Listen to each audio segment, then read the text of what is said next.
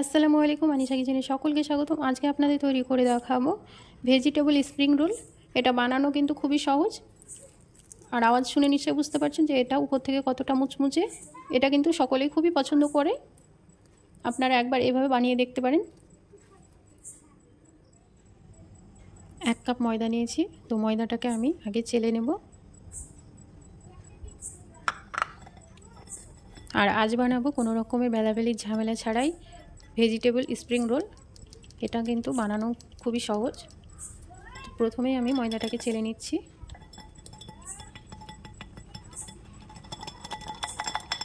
ময়দার মধ্যে দিয়ে দেবো পরিমাণ মতো লবণ। এবার আমি অল্প অল্প পানি দিয়ে এটা একটা ব্যাটার তৈরি করে নেব।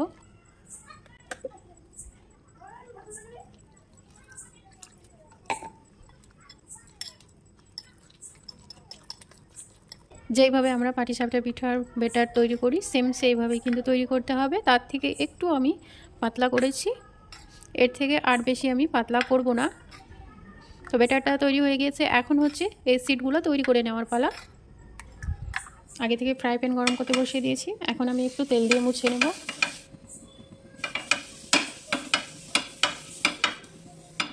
এবার আমি 1 চামচ ব্যাটার নিয়ে এই ফ্রাই প্যানের মধ্যে দিয়ে দেবো। আর চারিদিকে এইভাবে আমি সমানভাবে কিন্তু ছড়িয়ে দেব।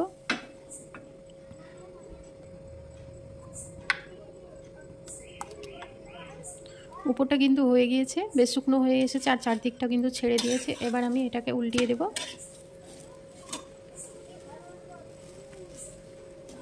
সিটগুলোকে একটু আমি উল্টিয়ে পাল্টিয়ে কিন্তু ভেজে নেব। এটা এখন হয়ে গিয়েছে, আমি তুলে নেব। সেমভাবে আমি আর একটা তৈরি করে দেখাচ্ছি। প্রথমে ফ্রাই প্যানটা মুছে নিয়ে তারপরে 1 চামচ ব্যাটার দিয়ে দেবো। তারপরে সমানভাবে চারিদিকে আমি একটু ছড়িয়ে দেব। তো এটাকে আমি এক পাশ হয়ে গেলে অপর পাশটা উল্টিয়ে হালকা করে কিন্তু ভেজে তারপরে তুলে নেব। সবগুলোই সিট তৈরি করে নেওয়া হয়ে গেছে। দেখুন আর কতটা পাতলা নরম হয়েছে। এবার আমি রোলগুলো তৈরি করে নেব। আগে থেকে আমি পুর তৈরি করে রেখেছিলাম, সেটা এর মধ্যে দিয়ে দিলাম। এখানে আমি আমার পছন্দ মতো কিন্তু সবজি দিয়ে পুরটা তৈরি করেছি। আপনারা আপনাদের পছন্দ মতো এখানে সবজি দিয়ে কিন্তু পুরটা তৈরি করে নিতে পারেন।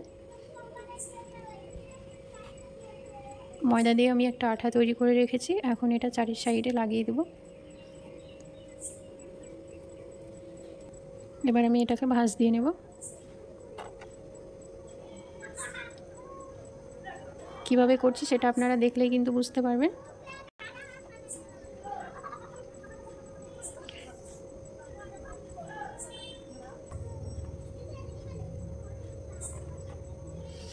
খুব সুন্দরভাবে কিন্তু একটা তৈরি করে নেওয়া হয়ে গেল। সেমভাবে বাকিগুলোও তৈরি করে নেব। সবগুলো রোল তৈরি করে নিয়েছি, এখন হচ্ছে ভেজে। আগে থেকে কড়াই তেল গরম করতে বসিয়ে দিয়েছি, তেল গরম হয়ে গিয়েছে, এখন আমি তেলের মধ্যে রোলগুলো দিয়ে দেব।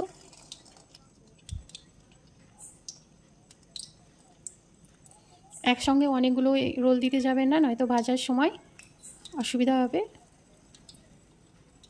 আমি 3টে রোল দিয়েছি, 3টে করে কিন্তু ভেজে নেব।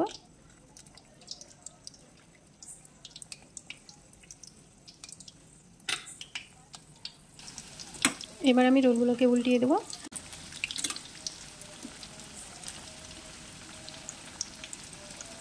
রোলগুলো উল্টিয়ে পাল্টিয়ে আমি হালকা গোল্ডেন ব্রাউন কালার করে ভেজে নিয়েছি, এখন তুলে নেব।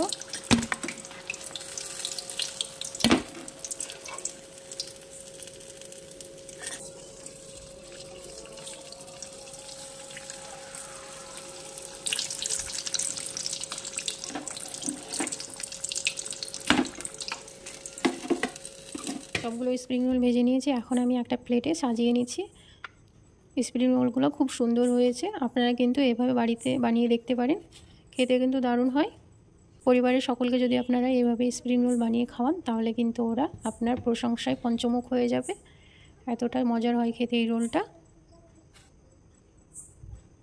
এইভাবে বানিয়ে কিন্তু আপনারা বাচ্চাদের টিফিনেও দিতে পারবেন, কিংবা বিকেলের নাস্তায় কিন্তু আপনারা এটা খেতে পারবেন। রোলের এই রেসিপিটা আপনাদের কেমন লেগেছে অবশ্যই কমেন্ট করে জানাতে ভুলবেন না।